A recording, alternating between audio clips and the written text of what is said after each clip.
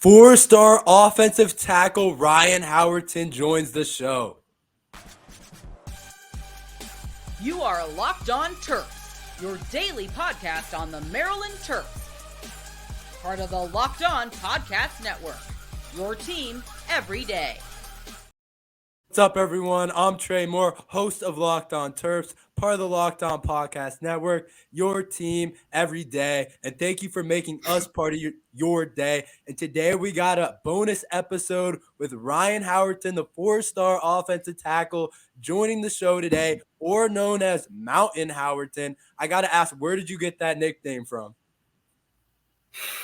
You got to go back a couple of years to get that intro. It was during COVID. It was my freshman year. We was in COVID. So we all had to do online workouts and stuff. So, of course, you got to set up the camera in your room. You got to do a couple push-ups, all that stuff. And during the time, my room is small, so my cam really, in my face. And I remember the first thing one of the coaches said to me was, yo, he's taking up the whole screen. He's like a mountain on the screen. Ever since then, it's just been ran with, and I ain't let it go since. Yeah, no, I like that nickname for you, especially what I see on film. You look like a mountain out there. And so where did it all start for you? When did you start playing football? Did you start as a kid? When did you start playing?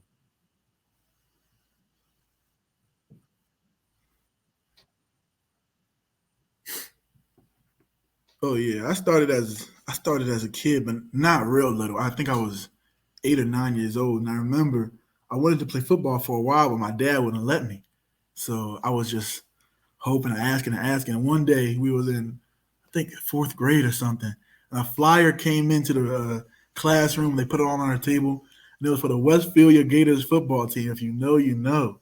And the jerseys looked too cool not to ask my dad one last time. And he finally said yes, got on the team, and it's been up ever since. Who has been your biggest role model and your biggest influence so far through the journey? I have to give it to that's tough. I would have to say my high school O-line coach, my first O-line coach, Coach Keith. He got me in 8th grade when I was young. I was just size, not really knowing what football could give me in life. I was just playing for fun. He seen it in me, and he said, yo, if you come to our school, if you come to Pilates, I can make you into something even better. I can get you a full ride. And back then, I didn't even know what college really was. I wasn't really a big fan. I was just thinking little league to the NFL. So when he told me and he really broke it down, I was like, yeah, I think it's the right move for me. Went there, and he left after 2 years. But the base he set for me has just been building up off of my whole high school career. So I definitely got to say it. Sure. And that kind of leads me into my next question. What are your goals this year for the Pilates team? We got to win it all, man. We got young guys, bro. We got young guys. We got to build up the young core. I think we have probably under 10 seniors and probably over 15 sophomores getting PT. We got young guys. We got to build them up for not only this year so we can win, but for them to be the next level of Pilates, for them to be able to push us to even go jump to the WCAC and make a run there. They got to be the next leader. So right now it's really just building and winning. Yeah, WCAC is the stacked league, so hopefully y'all get there. But have you been a leader this year now being with a younger team? I'm a leader when I want to be, when I don't want to be, off the field, on the field, everywhere. They look up to me, so I got to be the man that they got to look up to. A lot of the young guys they already flock to me because they see that I came in the same way they did. I came in not the strongest. I didn't come in running this 4-3. I didn't come in doing anything. I came in, I built myself up. So it's just something they attach to. So, yeah, I had to be a leader for them. They see it. Yeah. No, that makes sense. That's great to hear that you brought on that leadership role and that it comes on and off the field. Those guys look up to you for sure, especially being a Division I commit. But just what you've said, built yourself up, is really great. Amazing to hear because, I didn't know that backstory about you. I didn't know all about you growing up. But I'm curious, what has been the biggest challenge for you during the recruiting process? The biggest challenge I would have to say is just building a real connection, seeing what's real and what's not, because I'm a real personable guy. Like you see me coming on Twitter, jumping around, having fun, laughing. So when you get everybody laughing, everybody look fun. Everybody look like they just got the best interest in you, and you gotta be able to separate sugar from salt. So yeah, I would definitely say being able to see who can help me grow and who just wants me to grow their team. Yeah. What has been the biggest, or what is the relationship like for the 24 class so far? You see what we're doing on the net, bro. We already got group chats. We already work locked in. Like we want to get these guys. We bringing in guys, and when they come in, it's already family. It's already love. We already got competitions going with the O line group chat, seeing who can get the most pancakes this week, most pancakes next week. We talking about trying to be freshman All Americans. Like it's already tight, and it's just gonna keep getting there. By the time we get to the school, it's gonna be game on. Who has the most personality or the funniest guy in the 24 class? I have to say, personally, I have to probably say Therese, dude. He's everywhere all the time, bro. He's everywhere. I can't pinpoint him, bro. He does anything at all times. He's liable to say anything. You can't trust him too much, bro.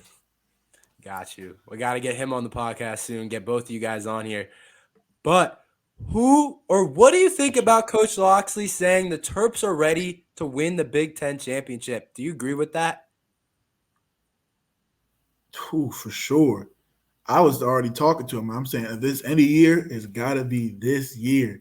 I'm looking at the team, senior offensive lineman, DJ ready to block everything. We got the receivers, we got the defense. It's this year. All the Big Ten QBs is on a downslide. What Penn State just lost their starting quarterback for the last couple of years. CJ Stroud gone. If it's gonna be a year, this is gonna be the year.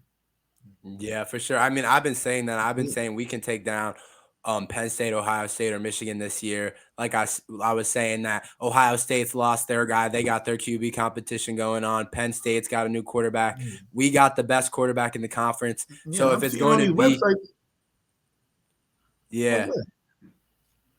So I think it's got to be this year if we're going to do it. But what do you look to accomplish as a team and as an individual as you get to Maryland? I say we just, as a team, just keep building off where we are right now. I want to get Coach Lotz a national championship. I'm already trying to start the Natty Boys hashtag because I think that's where we're going to be at in a couple of years.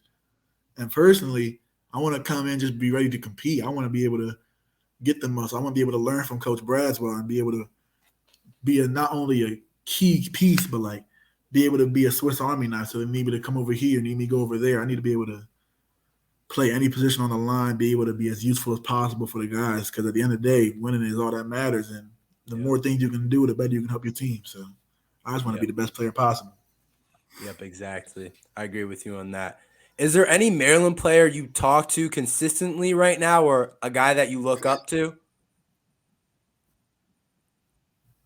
I would have to say if somebody I look up to for sure is DJ Glaze. He's the junior left tackle this season.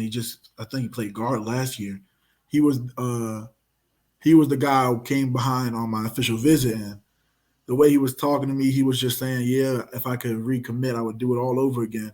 And he was getting serious opportunities to leave Maryland, but he stayed, and he's just talking to me, and he was like, "Yeah,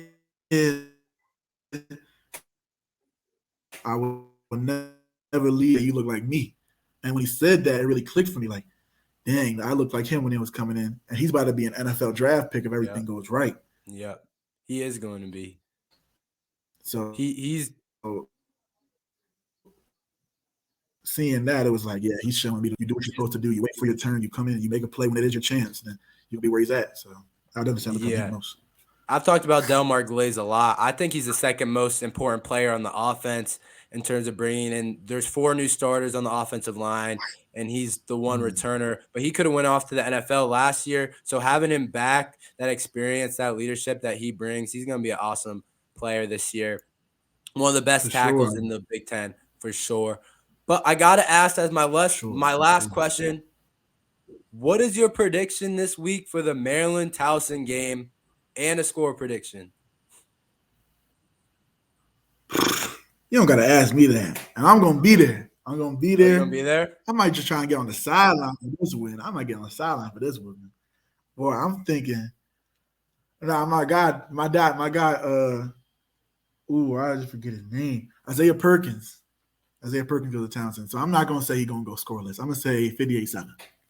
58-7. I'm going to say Zay gets a touchdown. All right. I think I said like 63-3 in my last podcast. So we're about the same spot. But thank you, Ryan, for joining us. I appreciate having you on. I hope to have you on again. Good luck this season. I can't wait to watch what you do this season. I can't wait for you to get to Maryland. Sure, thank you. I can't wait either. It's going to be a movie when we get there, man. Appreciate you having me. Yeah, for sure. Everyone like and subscribe. Follow Ryan on Twitter. It's right there. And see you guys next time on Locked On Terps.